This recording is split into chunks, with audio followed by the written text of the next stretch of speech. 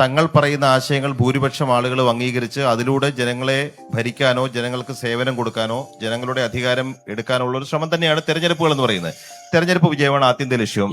ഇതിലൊരു പലപ്പോഴും സാധാരണ മനുഷ്യർക്ക്, പ്രത്യേകിച്ച് ഞാൻ യുവാക്കളുടെ കാര്യം തുടക്കത്തിൽ അതുകൊണ്ടാണ് പറഞ്ഞത്, രാഷ്ട്രീയത്തിൽ എവിടെയെങ്കിലും ഒരു ഡിസ്ട്രസ്റ്റ് തോന്നുന്നതിന്റെ കാരണമായി പലപ്പോഴും ചിന്തിക്കുന്നത്, രാഷ്ട്രീയം എന്ന് പറയുന്നത് അധികാരത്തിലിരിക്കുന്നവർ അധികാരം നിലനിർത്താൻ എന്തും ചെയ്യുന്നു, പ്രതിപക്ഷത്തിരിക്കുന്നവർ ഏതു വിധേനയും അധികാരം നേടാൻ വേണ്ടി എന്തും ചെയ്യുന്നു. അങ്ങനെ അധികാരത്തിന് വേണ്ടി ഒരു കിടമത്സരം മാത്രം രാഷ്ട്രീയമാവുകയും രാഷ്ട്രീയത്തിലേക്ക് വരുന്നവർക്ക് മുഴുവൻ ഒരു പ്രൊഫഷൻ എന്ന് അവർ അംഗീകരിക്കുന്നില്ലെങ്കിൽ പോലും ഒരു ഉപജീവന മാർഗവും തൊഴിലും മാത്രമായി രാഷ്ട്രീയം ഒതുങ്ങുന്നു. ശരിയാണോ? നമ്മൾ പറയും നമ്മുടെ ചെറുപ്പക്കാർക്ക് രാഷ്ട്രീയത്തിൽ താല്പര്യമില്ല. ഇപ്പോൾ താങ്കൾ ഇവിടെ സൂചിപ്പിച്ച പോലെ കണക്കുകൾ ഉദ്ധരിച്ചുകൊണ്ട് വോട്ടർ പട്ടികയിൽ പേര് വരെ വരുന്നതിനകത്ത് 20% ഒരു ഗ്യാപ്പ്, വലിയ ഗ്യാപ്പ് ചെറുപ്പക്കാരുടെ കണ്ടുകൊണ്ടിരിക്കുന്നു. ഞാനത് തിരിച്ചു വായിക്കാനാണ് ആഗ്രഹിക്കുന്നത്.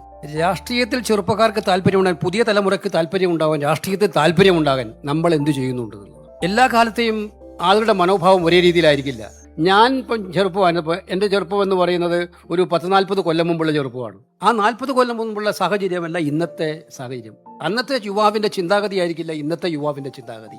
ഈ യുവാവിൻ്റെ ചിന്താഗതിക്കനുസരിച്ച് രാഷ്ട്രീയത്തെ കൂടി മാറ്റിയെടുക്കാൻ, ഭരണനിർവഹണ ജോലികൾ കൂടി മാറ്റിയെടുക്കാൻ ഉത്തരവാദിത്വം ആർക്കാണ്?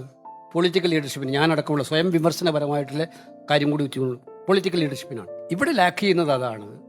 അവരുടെ മാനസിക വ്യാപാരം കൂടി മനസ്സിലാക്കിയിട്ട് വാട്ട് ദേ ആർ തിങ്കിങ് എന്നുള്ളത് മനസ്സിലാക്കിയിട്ട് അതിന് കണക്കായിട്ടുള്ള policy decisions, policy making, political campaigning, electioneering ഉണ്ടാകുന്നില്ല എന്നുള്ളത് കൊണ്ടാണ് ചെറുപ്പക്കാർ രാഷ്ട്രീയത്തിൽ താല്പര്യം കൂടി. മറ്റൊരു തരത്തിൽ പറഞ്ഞാൽ രാഷ്ട്രീയത്തെക്കുറിച്ചുള്ള ഒരു ചിത്രം അവരുടെ മനസ്സിൽ അത്ര നല്ലതല്ല എന്നുള്ളൊരു അവസ്ഥയും കൂടെ വന്നിട്ടുള്ളത്. ചിലപ്പോൾ തെറ്റിദ്ധാരണാജനകമായിരിക്കാം, അവർക്ക് മനസ്സിലാക്കാനുള്ള അവസരം കൂടുതൽ കിട്ടാതിരിക്കും.